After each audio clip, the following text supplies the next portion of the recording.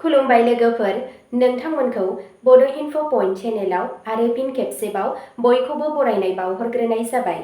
आं दिनै नोंथांमोननि सिगाङाव राशि बायदियै सानसेनि फानजामुथिखौ फरायथिनो लादों।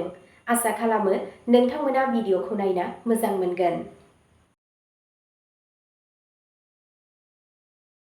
दिनै 4 अक्ट'बर 2025 मायथाइ एबा 17 आसिन दान 1432 मायथाइ सनिबार। गिबियावनो दङ मेष राशि। मेष राशिनि गिबि आखरानो जादों छु, छे, छ, ला, लि, लु, ले, ल आरो आ। दिनै नोंथांनि फोथायथि आरो गोहोनि थाखोआ गोजौ जागोन। नोंथाङा खामानियाव गोदान खाबु मोनगोन आरो नोंथांनि खस्थ'नि फिथाइ मोनगोन। फालांगियाव मुलाम्फा जागोन आरो गोदान बिथांखिफोर जागायनाय जागोन। नखराव गोजोन आरो हेफाजाब थागोन। फरायसाफोरा बादायलायनायाव जाफुंसार जागोन। सावस्रिया मोजां जागोन। आरज आरो दान होनाया नोंथांनि गोसोआव गोजोननाय लाबोगोन। नोंथांनि दिनैनि खाफालगोनां दिगा जादों सानजा, खाफालगोनां अनजिमाया जादों 17 आरो खाफालगोनां गाबा जादों रोजा गोजा गाब। वृषभ राशि। वृषभ राशिनि गिबि आखरानो जादों इ, उ, ए, ओ, वा, वि, वु, वे आरो व। दिनै रांखान्थियारि बिथिङाव दिदोमथि आरो मुलाम्फा मोनगोन। नोंथांनि साख्रियाव गोदान बिबानफोर फैगोन। फालांगियारि गोरोबथा आरो मुलाम्फानि खाबुफोर मोनगोन। नखराव गोरोबलायनाय आरो रंजानाय थागोन। फरायसाफोरा गावसोरनि फरायनायाव गोसो होगोन। सावस्रिया नर्मेल जागोन, नाथाय गावनि आदारखौ जोथोन ला। नोंथांनि दिनैनि खाफालगोनां दिगा जादों खोला, खाफालगोनां अनजिमाया जादों 8 आरो खाफालगोनां गाबा जादों रेजें गोथां गाब। मिथुन राशि।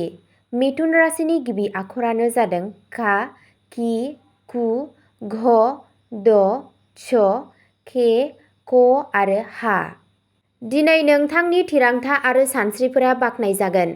नोंथांनि साख्रियाव मान सन्माना बांगोन आरो फालांगियाव मुलाम्फा जागोन। नखराव हेफाजाब आरो अननाय थागोन। फरायसाफोरा गावसोरनि फरायनायाव साबसिन फिथाइ मोनगोन। सावस्रिया मोजां जागोन। दावबायनाया मुलाम्फा जागोन। नोंथांनि दिनैनि खाफालगोनां दिगा जादों सा सोनाब, खाफालगोनां अनजिमाया जादों 24 आरो खाफालगोनां गाबा जादों रेजें निला गाब। कर्क राशि। कर्क राशिनि गिबि आखरानो जादों हि, हे, हु, ह, दा, दि, दु, दे आरो द। दिनै गोख्रों नाजानाय आरो बावसोमनाया जाफुंसार जागोन। खामानियाव दावगानाय आरो गोदान खाबुफोर थानो हागौ। फालांगिया मुलाम्फा आरो दिदोमथि मोनगोन। नखराव रंजानाय आरो हेफाजाब थागोन। फरायसाफोरा बादायलायनायाव जाफुंसार जागोन। सावस्रिया मोजाङै थागोन। आरज गाबनाय आरो नेमखान्थिनि गेजेरजों गोसोआरि गोजोनखौ मोनगोन। नोंथांनि दिनैनि खाफालगोनां दिगा जादों सा सोनाब, खाफालगोनां अनजिमाया जादों 6 आरो खाफालगोनां गाबा जादों गुफुर गाब। सिंह राशि। सिंह राशिनि गिबि आखरानो जादों मा, मि, मु, मे, म, ता, ति, तु आरो ते। दिनै नोंथांनि सुबुंथि आरो समायनाया बयखौबो गोहोम खोख्लैगोन। नोंथाङा नोंथांनि जिउ राहायारि बिथिङाव दावगानाय आरो गोदान जाफुंसारनायखौ मोनगोन। फालांगियाव मुलाम्फा जागोन आरो गोदान सौदा जागोन। नखराव गोजोन आरो गोरोबलायनाया थागोन। फरायसाफोरा फोथायनायजों लोगोसे मोजां फिथाइ मोनगोन। सावस्रिया मोजां जागोन। दान होनाय हाबाया मोजां फिथाइ होगोन। नोंथांनि दिनैनि खाफालगोनां दिगा जादों सानजा, खाफालगोनां अनजिमाया जादों 27 आरो खाफालगोनां गाबा जादों सनानि गोमो गाब। कन्या राशि। कन्या राशिनि गिबि आखरानो जादों ट, पा, पि, पु, स, न, त, पे, प। दिनै गोख्रों खामानि मावनाय आरो गाव आब्रुथि लाखिनाया जाफुंसार जागोन। नोंथांनि साख्रियाव नोंथांहा गोदान बिबानफोर थागोन आरो मान मोनगोन। फालांगियाव दिदोम मुलाम्फा आरो गोदान बिथांखिफोर थागोन। नखराव गोजोन थागोन। फरायसाफोरा खस्थ'नि गेजेरजों दावगागोन। सावस्रिया मोजां थागोन। मेडिटेशन आरो आध्यात्म अभ्यासआ मोजां गोहोखौ बांहोगोन। नोंथांनि दिनैनि खाफाल गोनां दिगा जादों खोला सानजा, खाफाल गोनां अनजिमाया जादों 13 आरो खाफाल गोनां गाबा जादों गोथां गाब। तुला राशि। तुला राशिनि गिबि आखरानो जादों रा, रि, रु, रे, र, टा, टि, टु आरो टे। दिनै खाफाला नोंथांमोननि फारसे थागोन। नोंथांनि साख्रियाव दावगानाय आरो सिनायथि जागोन। फालांगियाव गोदान रां थिसननाया मोजां जागोन। नखराव गोरोबलायनाय आरो अनलायनाया थागोन। फरायसाफोरा खस्थ' खालामनानै मोजां फिथाइ मोनगोन। सावस्रिया मोजाङै थागोन। धोरोमारि हाबाफोरा इसिङारि गोजोननाय लाबोगोन। नोंथांनि दिनैनि खाफाल गोनां दिगा जादों सोनाब साहा, खाफाल गोनां अनजिमाया जादों 21 आरो खाफाल गोनां गाबा जादों अख्रां गोथां गाब। वृश्चिक राशि।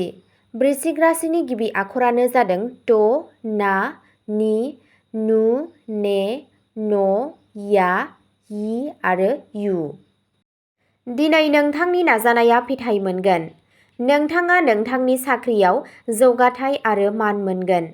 फालांगियाव मुलाम्फा जागोन आरो गोदान सौदा जागोन। नखराव गोजोन आरो हेफाजाब थागोन। फरायसाफोरा फरायनायाव जाफुंसार जागोन। सावस्रिया मोजां थागोन। धोरोमारि फालिथायफोराव बाहागो लायोब्ला मोजां फिथाइ मोनगोन। नोंथांनि दिनैनि खाफाल गोनां दिगा जादों साहा, खाफाल गोनां अनजिमाया जादों 5 आरो खाफाल गोनां गाबा जादों फान्थाव गाब। धनु राशि। धनु राशिनि गिबि आखरानो जादों ये, य, भा, भी, भु, था, पा, दा आरो भे।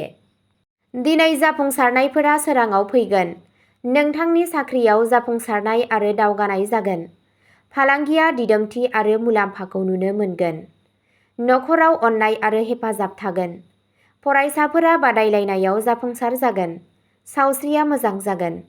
सिबिनाय आरो दान होनायनि गेजेरजों मान आरो सन्माना बांगोन।